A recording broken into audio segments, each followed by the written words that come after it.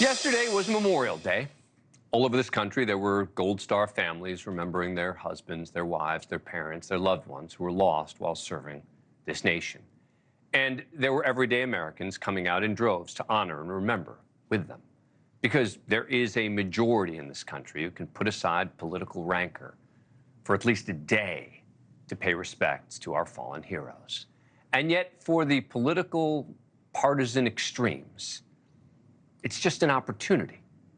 I mean, let's start with the far left. Two members of the squad completely missed the actual meaning of the Memorial Day holiday. Far left members of Congress, Ilhan Omar of Minnesota and Cori Bush of Missouri, both tweeting and then deleting Memorial Day messages that called for providing various government programs to America's military vets and beyond.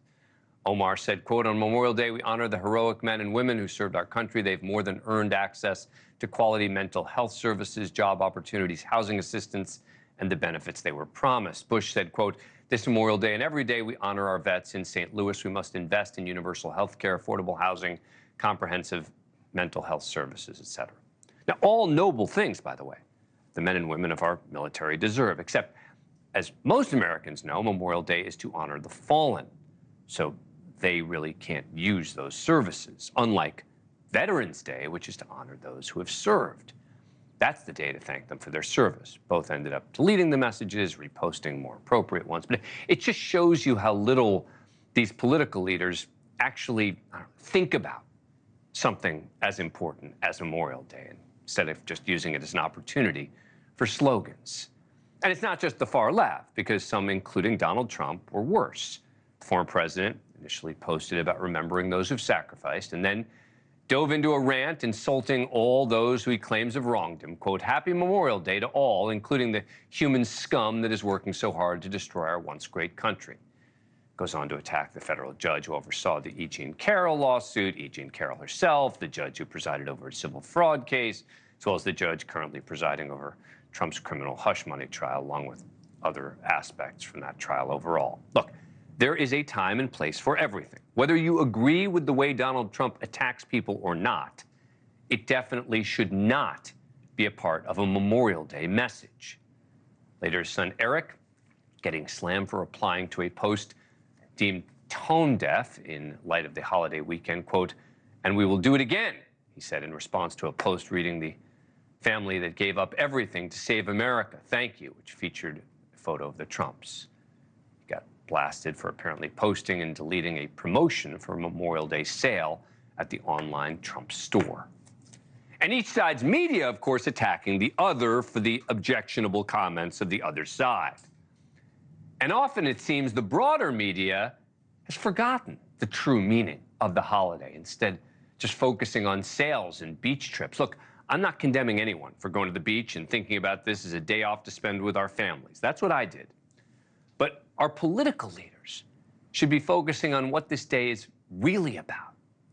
Maybe even doing some basic research about the lives lost and the ripple effects that those empty seats at the dinner tables have with our communities. It matters. They matter.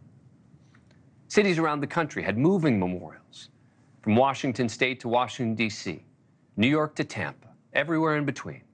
They laid flowers and wreaths, displayed photos of the fallen, shared stories of valor and service. We lost him August 26th of 2004 in Babel Province on a security mission. It took 28 days for his body to be recovered, but those people didn't quit. December 3rd, 2004, after 10 p.m. at night will forever live in my memory, because that's when the Marine Corps notified us of the loss of my son. And that, I remember that every single day. It means a lot for people to remember the lost ones and the sacrifices made for the country. It means a lot. Amen. That's what should matter, not the partisan echo chamber. The majority of Americans do care. Most of us aren't that divided that we can't even find common cause to honor our fallen without either overt or hidden political messaging.